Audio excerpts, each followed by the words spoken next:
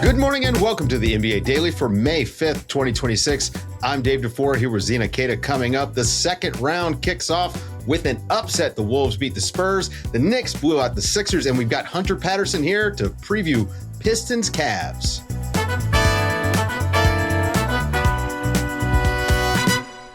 Good morning, everybody. Welcome back, Zena. Bonjour. How was your time away? It was wonderful. Much needed a little break. I'm not going to lie, though, Dave. I came back with neck and back spasms. And I was thinking it might have been the flight. And then actually reviewing all of these games, it had to be the NBA. Because what? Boston, Denver, what? It was a lot going on. Yeah. But I'm happy to be back just in time for round 2 to kick off. And I think we got one good game out of last night. I think that's the one we're going to start with. Yeah, we did. Yeah. I mean, listen, if you're a Knicks fan, you're probably pretty ecstatic, and we'll talk about that. Before we get to the games. Well, if you're a Knicks fan, you got two good games. Yeah, before we get to the games, I got to give a shout out to Pablo Torre and the entire crew from Pablo Torre Finds Out. Congratulations for winning a Pulitzer Prize for their investigation into the Los Angeles Clippers, Kawhi Leonard, aspiration, and maybe one day we will get the results of the NBA's investigation. But congratulations to Pablo Torre. Wow, like we're very proud of this. So that's huge. Shout out to you guys. You do great work. And if somehow you're listening to us and you don't listen to Pablo Torre Finds Out, I mean, it is premier sports journalism. So definitely go and check that out. They're amazing. All right, Zena, also amazing. How about Anthony Edwards? This guy was not supposed to play until maybe next week, comes off the bench in game 1, and you can't help but call him a hero. The Wolves win 104-102, and Anthony Edwards scored 18 points coming back. But it wasn't just the scoring. It was that he was on the court. He was putting pressure on the defense the entire time. Sometimes he was just a decoy, and other guys were able to get off their stuff from him. This is what the playoffs are all about, this type of performance. It's kind of crazy that he starts his post-game interview saying he was disappointed in himself, maybe thinking about a turnover at the end of the game or a player being able to score on him towards the end of the game. But man, that was not the focal point, and it should not be the focal point. He came back and did exactly what was needed of him, especially against the San Antonio Spurs physical defense. He matched that physicality. He matched it like energy for energy, pound for pound. And he was able to be incredibly efficient from his shots. 8 of 13 is exactly what you'd want from someone that's coming back from injury. Not too much exertion, not too much output, but when you are getting touches, you're putting the ball up and you're putting it in. Or you're being exactly the attention grabber that allows for a Julius Randle to have a little bit more space, Jaden McDaniels to get into the mid-range and get some space as well, because people are more occupied with guarding you. So Anthony Edwards, shout out to him, only 25 minutes played. We can imagine that number is going to increase steadily as he continues to heal, but phenomenal that he was available for game 1 and they ended up getting the win. Yeah, and listen, that's in spite of Victor Wembanyama setting an NBA playoff single-game record for blocks with 12. He had a triple-double, 11 points, 12 blocks, 15 rebounds. He also threw in 5 assists. And he seemed like an unsolvable problem. But Zena, I would clip this myself and bring it back out. But when we were previewing this series, and I said that I hope that the Wolves come out with an attacking mindset. Now, they had Terrence Shannon Jr. out there, and the entire idea was everyone's going to get downhill. We're going to attack the rim. And, Wemby had 12 blocks. Wemby's going to block a lot of shots, but they had continued to put pressure. And by the end of the game, they actually started getting these little seal screens inside. So Julius Randle just gets into the paint, completely backs into Victor Wembanyama and starts opening the lane up physically for the Wolves to attack the basket. And I think part of that was that Wemby got worn down a little bit. I mean, he blocked so many shots and was so active in this game. I think down the stretch, he was just a little bit gassed. And on the offensive end, he never really had it. And I wonder if the Wolves' physicality didn't have something to do with that. I want to separate the two, because I do think the Minnesota Timberwolves' physicality with Wemby while defending him was absolutely on point. I mean, Terrence Shannon Jr. did not let him get anything easy. No one did down below. Even Rudy Gobert, who didn't play that many, minutes on him. There was a few, different rotations, but any time that he was on Wemby, everyone was incredibly physical with him. So I do want to call that out and put that to the side. When it comes to how Wemby defended, yes, he, especially in the first half, shut down the main thing that Minnesota used to get past Denver, getting inside, getting past a really bad rim protector in Jokic, and being able to score in the paint. Now, it felt like they couldn't find anything early on. And I think there is a point to maybe he was worn down, but we cannot underestimate the value in Chris Finch's decision to take Rudy out and place Terrence Shannon Jr. in. And going small allowed for Victor Wembanyama was playing a lot of drop. And he was playing a lot, kind of just hedging himself in the paint, ready for those guys to come into the paint and find a way. And ultimately, when Terrence Shannon Jr. came in and Victor had to guard him, he was sitting down at the block, had to be aware that Terrence was there. He couldn't completely commit to blocking someone's shot or being the second person to double down in the paint. So it just changed the dynamic of what Victor was able to do and commit to and pay attention to slightly. And I think that's going to be a strategy moving forward for them to go small. Yeah, and they were. I'll add one more thing too. Oh, sorry. Go ahead. I was going to say they were pulling him out and actually getting him involved in pick and roll actions up top. They were doing that stack pick and roll. So essentially, where it's two screens essentially to get to the screen, to the first screen. You screen his man and screen off.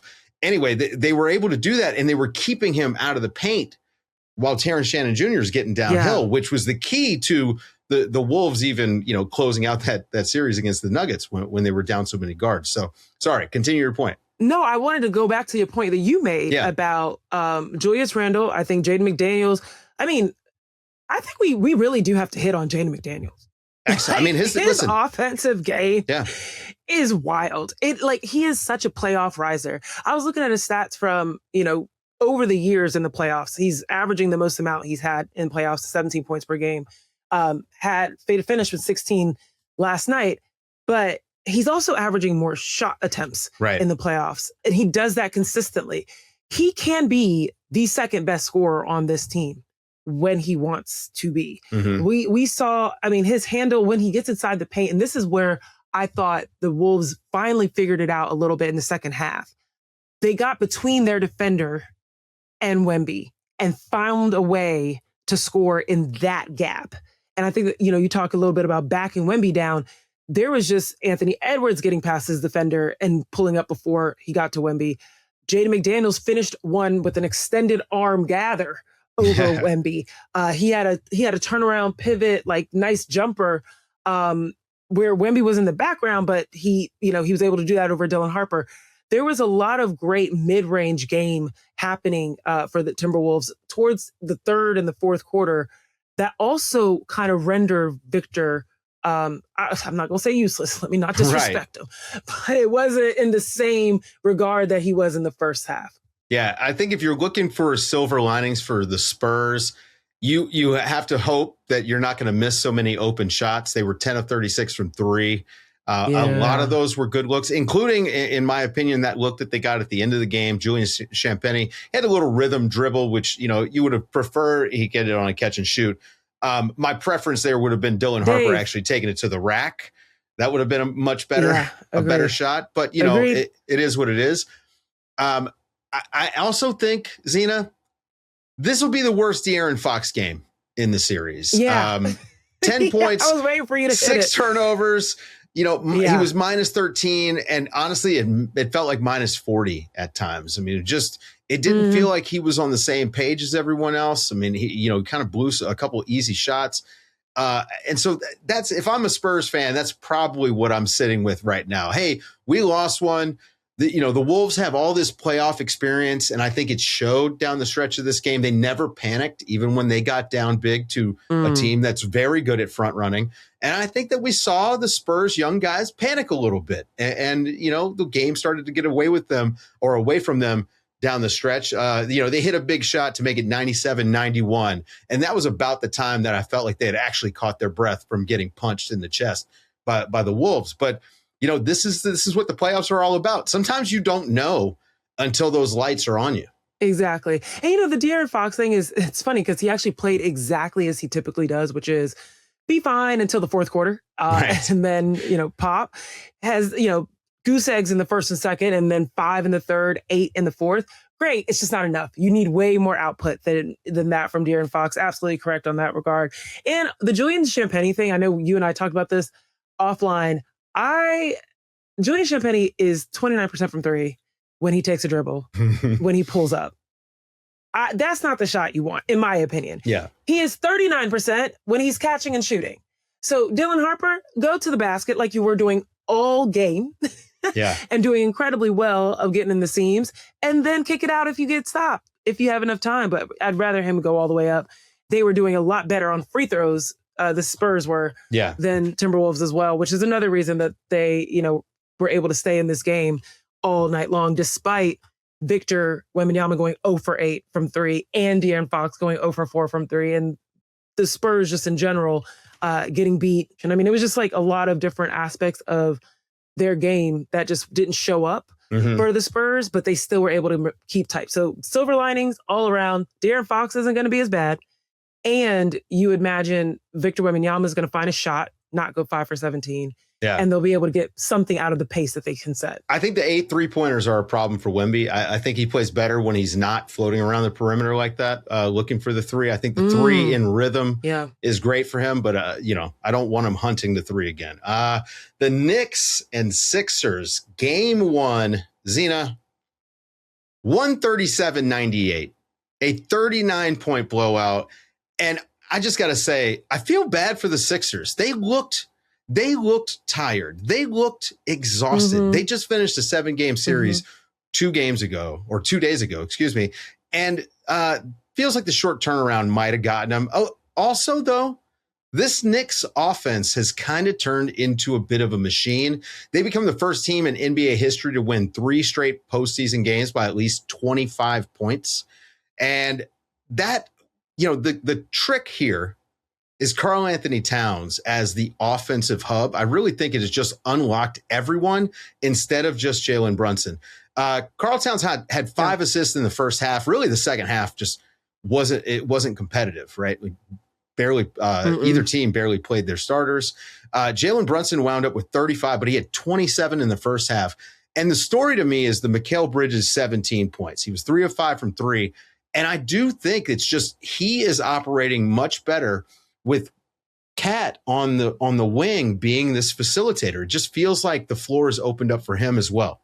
It was cool that the NBC commentators noticed that New York Knicks were running the Golden State's motion offense, right? Being able to have Karl Anthony Towns at the top of the hub and being able to set those off, wing screens, whether it's a back screen, backdoor cuts, guard pops out, being able to have options in that way.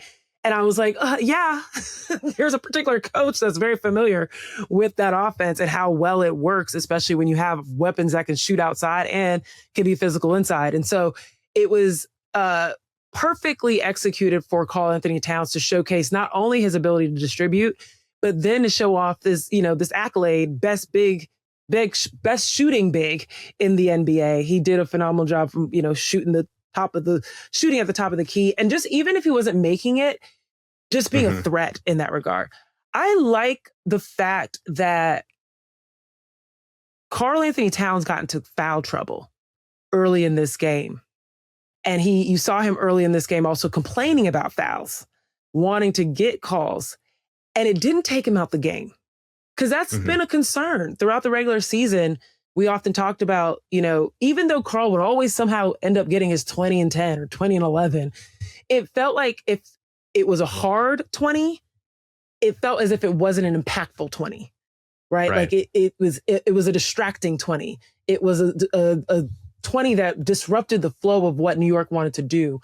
And it felt like he was so locked in. And I can't help but think that the feud between him and Joel Embiid has him locked in on a different level.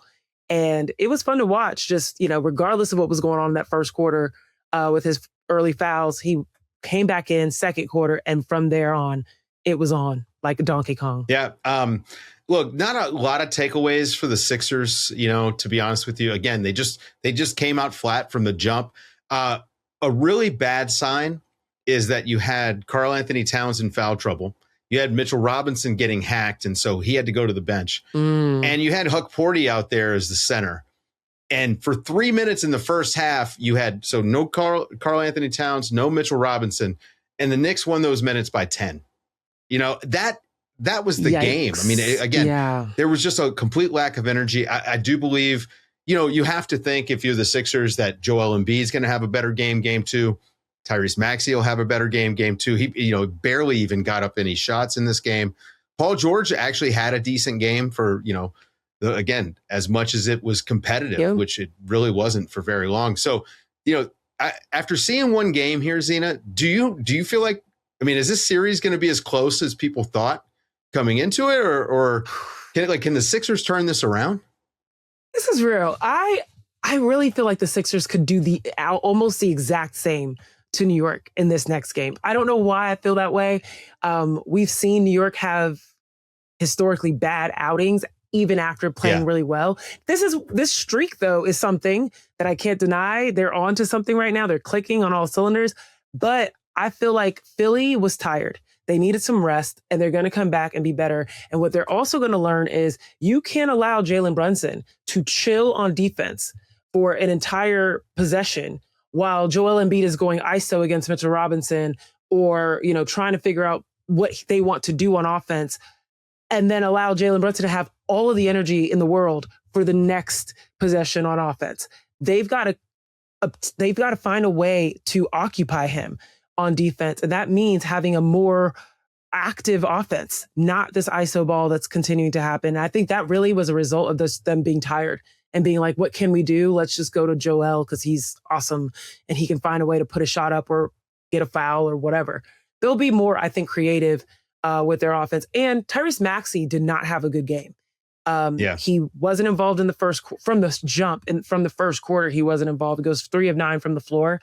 He is a fire starter for the Sixers. So I can't imagine that he's going to allow his team to come out the way they did, as flat as they did again. Yeah, I don't think the Sixers have an answer for what the Knicks are doing currently offensively. If Karl Anthony Towns is going to play like this and Jalen Brunson's just going to be able to cook, especially in the mid-range, it's there. These are two of the most drop heavy teams, and they're also both elite at drop coverage. But the way you beat drop coverage is by killing from 16 feet, and the Knicks have been able to do that. So I'm changing my pick. I'm going Knicks in 5. I think that this isn't going to be much of a series, to be honest with you, because I do believe that this Knicks team, it took them to the playoffs. It took them till 3 games into the playoffs to figure it out, but they have figured out their identity, and this is who we thought they could be. You know what? I agree with you. I do agree with you. I think that it will be Knicks in 5. I still think that the Knicks are going to drop one game ugly. One ugly one. One ugly one, and they'll get it out the way. But I think the Knicks are going to do it. They're so locked into the identity now that I feel like if it was light years away that we were talking about, does Mike Brown and Karl Anthony Towns do have problems? Like, it feels like that was 10 years ago.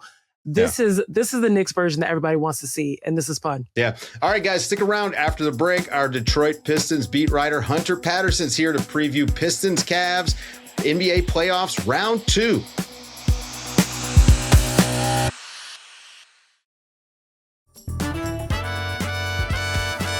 The Cleveland Cavaliers and Detroit Pistons both survived 7-game series. Their series kicks off tonight in the second round of the NBA playoffs. Our guy, Hunter Patterson, covers the Pistons for us at The Athletic. Hunter, welcome back. Are you exhausted from a 7-game series? I am. I actually just took a nap not too long ago. There you go. But, plenty of caffeine, a lot of adrenaline, getting to cover some great basketball. So it's been fun. Listen, I don't know if you're relieved that the Pistons pulled this off. I'm a little bit relieved, at least for like JB Bickerstaff, who I just feel like all of the conversations would have been about him this summer instead of the roster and the construction of the roster if they had been booted in the first round. JB Bickerstaff got a contract extension yesterday, a day after he wins a game 7. 2 years basically to the day that he was let go by the Cleveland Cavaliers. So a little bit full circle there. What's it been like watching JB Bickerstaff navigate the playoffs so far? I think he's just done a really great job of being able to just press the right buttons with the right players to get the right things out of them, essentially. I think he really understands them as people, and that lends itself to a level of confidence in them. And they have, I mean, it's just kind of reciprocated. Like, they trust that he has their best interest in mind, and they never feel like he's going to put them in a situation that doesn't allow them to be successful. So they trust him, they trust his game plan, and the intensity he has kind of like rubs off on them. Yeah. And you've got a feature out today at The Athletic. Everybody go and check that out. Big feature on JB Bickerstaff. And look, for my money, he's been one of the better regular season coaches, you know, whether it was his stop in Cleveland or so far here with the Pistons. And when you think about the development and the turnaround that he has kind of just engineered as a coach there in Detroit, I felt like, again, this first round series was more of about the matchup than it was about any particular buttons that JB Bickerstaff wasn't coaching. But one of my big pet peeves about the series was that it did feel like he played two non-shooters too often. I know we talked about that after one of the games, and, you know, two non-shooters too often. But the truth of the matter is they just don't have guys that can stay on the court defensively and shoot. I mean, it's a lack of just depth on the roster. So as we're looking ahead to game 1, what is your thought about this series, how Detroit matches up, and what does JB Bickerstaff do when he needs to throw a curveball? I think the Pistons match up better with the Cavs than they did against the Magic. And I think part of it is the fact that Cleveland has a really long front court, obviously with Mobley and Jared Allen, but I think they're able to kind of attack Harden and Donovan Mitchell on the other end of the floor, and that should allow them to have more offensive flow. And then I think Ausar is going to be a great point of attack defender on whoever they choose to put him on. I mean, we spoke about it a little bit, but it could be Harden, it could be Donovan Mitchell, could try to match him up with Mobley, depending on how they want to go about that. But I think this matchup suits the Pistons better than their previous matchup did. I don't know. You talked about JB Bickerstaff being able to push the right buttons and get the right things out of people. And it definitely works when you're pushing a certain button repeatedly and maybe holding it down. And I'm thinking about Cade Cunningham and him having a 37% usage rate in that first round.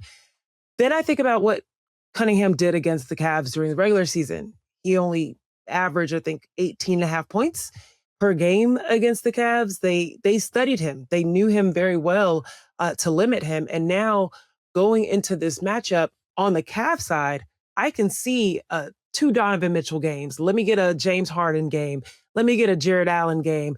Hell, let me get an Evan Mobley one while you're at it. Boom, boom, boom. The sales are happening. Whereas on the Detroit Pistons side, it seems like the inventory is a little limited. And it feels like there's just only one button that you can press repeatedly. This is Tobias Harris disrespect, Zena. I know he had that insane game to close things out. Trust me, I watched it, 17 points in a quarter. I don't know if it went up, but it was insane. However, I'm just kind of like, what is going to be the answer against the Cavs team that's going to be able to distribute the load? How do you do that for Cade Cunningham going into this matchup? I honestly think Duren is going to have a better series than he did last round against the Magic, because they were able to really pack the paint against him, and they had weak side defenders rotating over a lot. I mean, obviously regular season is completely different from the postseason, but Duren averaged about 22 and 12 with a couple blocks in his 3 games against the Cavs during the regular season. So I think he will have I won't say an easier time. Jared Allen is a great player. Evan Mobley is a defensive player of the year. But I think he'll be able to just use his size a little bit more. Wendell Moore is pretty stocky and tall as well, but I think Duren has the clear just physical advantage, not in terms of height or anything, but just weight and strength. And depending on how the Pistons can try to spread the floor, I know that's a challenge with non-shooters on the floor, but if it's one-on-one coverage, I think Duren has a better job of playing better on the offensive end in this series than he did last series. I mean, I think that could help Cade. I would be I'm worried about the Pistons being able to score. Again, the two non-shooters that they constantly play.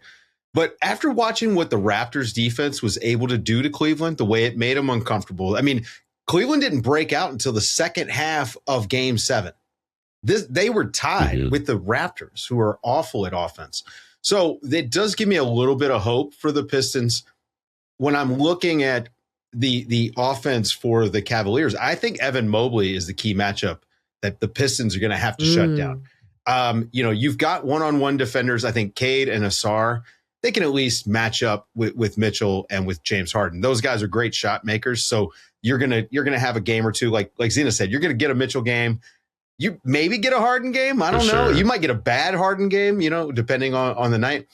But Evan Mobley is the guy that I just don't know. How do the Pistons answer the Evan Mobley question on the defensive end? That is a pretty tough one. I think maybe Ausar potentially, but might have to try Tobias on him. Worry about that size disadvantage, right?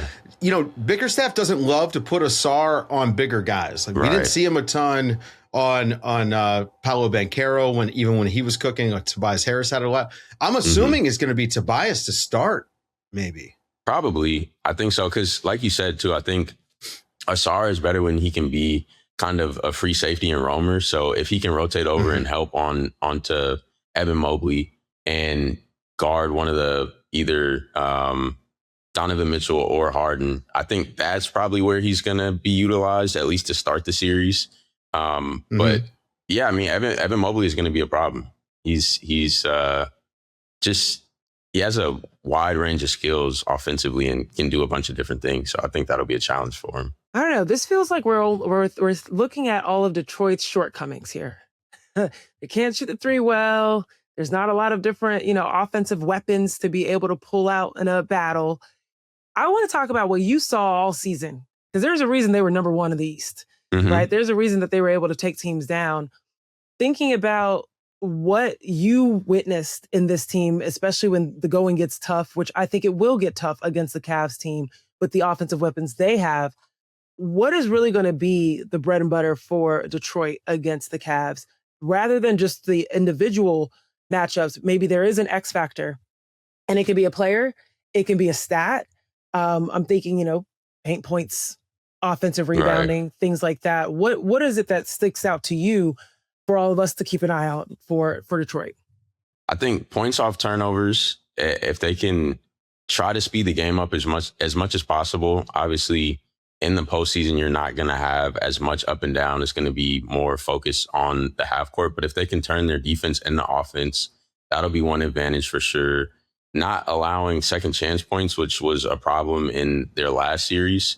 If they can, I mean, it's challenging, again, when you have a front court like the Cavs do. But if you can keep them off the offensive glass, finish plays, grab rebounds, and limit them to just one shot each possession, which obviously that's not going to happen, but as much as you can, I think those two areas should help them as well.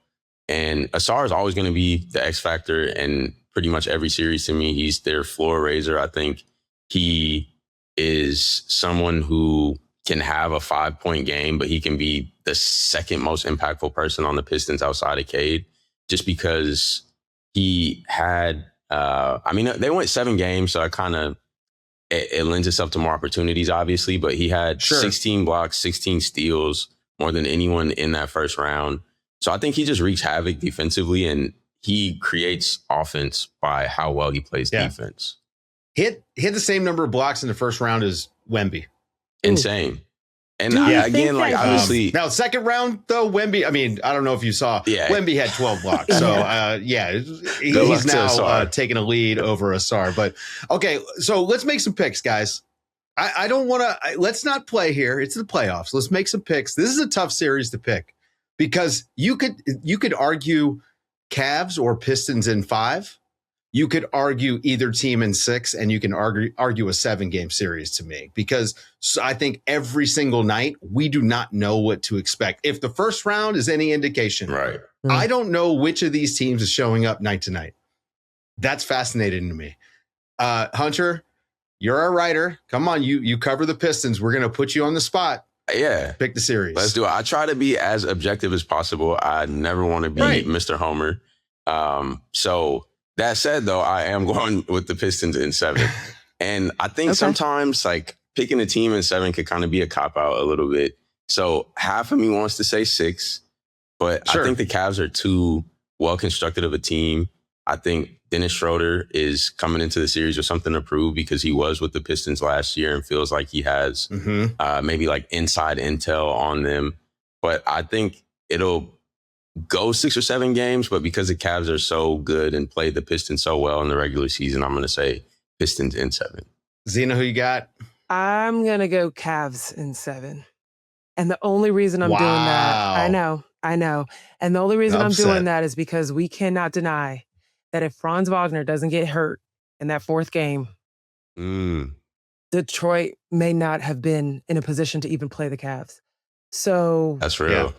I really believe that. And I'll add, I'm looking at the Cavs, Donovan Mitchell, James Harden, Evan Mobley. You mentioned Dennis Schroeder. Those folks feel like they have things to prove.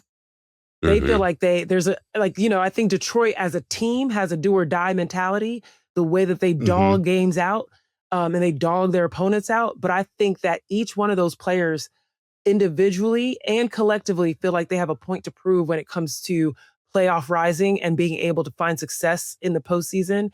And I think it's going to be just enough for them to be like, you know what, let's get over this hump, whether it's personally or as a team.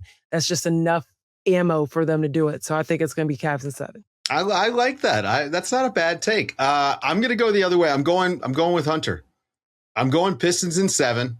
And I'm glad you mentioned the dogs, Zena, because that's why I'm going Pistons in 7. They're dogs. And the Cavs are soft.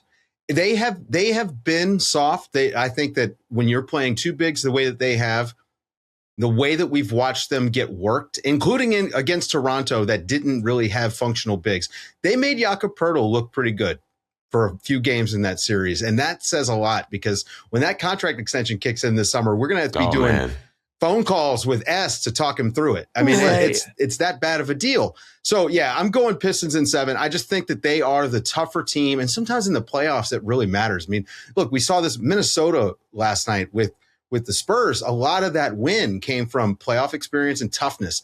Now, I know that Cavs have experience, but this Pistons team just has like a grit to it that makes me trust them in a matchup against the Cavs. I don't know. I think James Harden is just, he might be due for an all-time dud. I mean, we watched him have 2 really bad games in the first round, and this Pistons defense, I think, is more well-suited to contain him. So, yeah, I think it's going to be hard for the Cavs, but it's going to be a closer series than I think maybe we would have anticipated a few weeks ago. So I agree with that. Can I get one other thing real quick, too? I think even in the games that the Pistons had against the Cavs during the regular season, I was just thinking back to Duren has been outspoken about really wanting to win against the Cavs for JB, and I think that's collectively their mindset. So I think that's only going to be more intensified in a playoff series where they feel like they have something to prove for themselves, but also just kind of wanting to have JB's back after being let go by the Cavs a couple years ago. Yeah. I mean, I can feel how that is personal. Go and have Hunter's back and read his feature on JB Bickerstaff over at The Athletic. Again, it's our Pistons beat writer right there. So make sure you follow him if you're a fan. Thank you to Hunter Patterson for hanging out. Welcome back, Zena. We're glad to have you back in the house. I'm Dave DuFour, and this has been the NBA Daily. Thanks for waking up with us. Thanks for listening. Make sure you hit the subscribe or follow button so you never miss an episode. If you enjoyed it, drop a like, leave a rating, or let us know in the comments. Thank you guys for waking up with us.